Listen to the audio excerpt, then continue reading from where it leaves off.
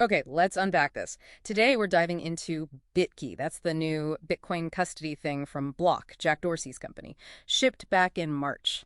And our mission really is to figure out how they're trying to tackle probably the biggest hurdle for newcomers, that whole anxiety around the seed phrase, the 12 or 24 words you cannot lose. Exactly. The whole pitch is self-custody. That's, well, hard to lose. That's Okay. their phrase.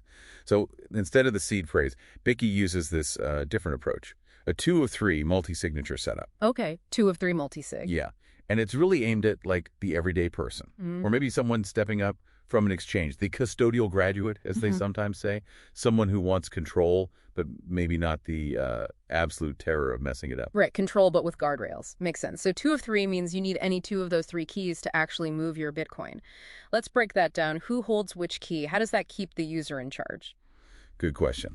So you, the user, hold 2 keys. First is the mobile key. It lives right there on your smartphone. Think of it for, like, daily spending. Okay, hotkey 1. All right. Then there's the hardware key. This is the physical gadget. It's screenless, has a fingerprint reader, connects using NFC. That's your cold storage key, the real safeguard for your main stash. Got it. Mobile and hardware. User holds 2. What's the third? The third is the server key, and that one's managed by Block on their own secure servers. Okay, wait. Block holds a key. Doesn't that kind of, deceit the purpose of self-custody? Like, aren't we trusting a company again? It definitely raises that question. It's a fair point. Right.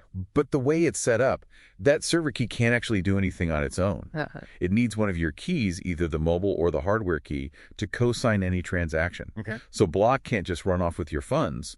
They act more like a necessary helper for convenience and, crucially, for recovery. Okay, so they can't steal it, but they are involved. So how does this play out day to day? You mentioned convenience versus security. Yeah, it's a balance.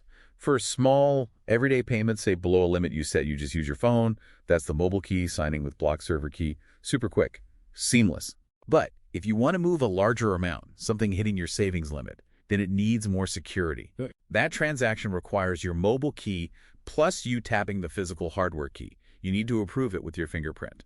Okay, so phone plus the physical device for big transfers. Explicit biometric approval, that makes sense. Exactly. Balances usability with that higher security for your main savings. Now, this is where I think it gets really clever, maybe. Getting rid of the seed phrase anxiety, the sources have this great analogy. Old hardware wallets are like a super secure pen, right?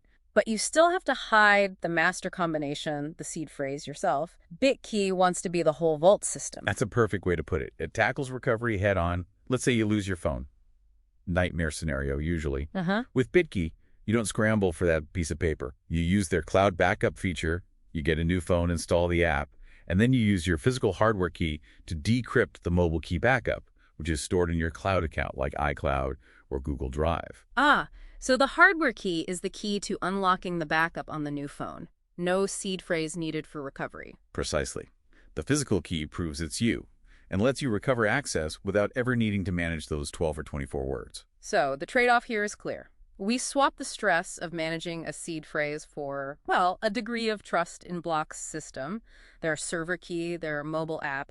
That's this collaborative custody model. Exactly. You nailed it. And that reliance, that need to trust Block's infrastructure and software integrity, that's the sticking point for, the real security purists. Which brings us neatly to the screenless design of the hardware. Many of us are used to hardware wallets like Ledger or Trezor having that little screen for verification.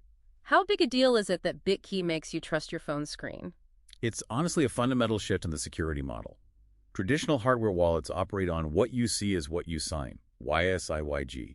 That secure, isolated screen on the device itself shows you the address and amount. You know what you're approving. Right. You trust the device, not the potentially compromised phone or computer. Exactly. With bitKey being screenless, you have to trust your smartphone screen to show you the correct transaction details.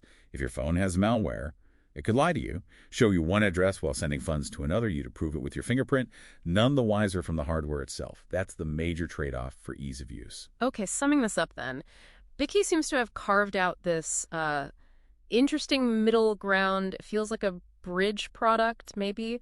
Perfect for people leaving exchanges, wanting something easier, better recovery, and maybe willing to accept less absolute trust minimization. I think that's exactly right. It acknowledges a reality. Yeah. Hardcore self-custody is hard, and maybe not for everyone, at least not initially. So, final thought here. Block's roadmap apparently includes things like making balances more private and improving transaction verification, trying to address these expert criticisms. If they manage to layer more trust minimization onto this easy to use platform, does this collaborative custody model potentially make traditional anxiety inducing seed phrase management obsolete for bringing Bitcoin to the masses?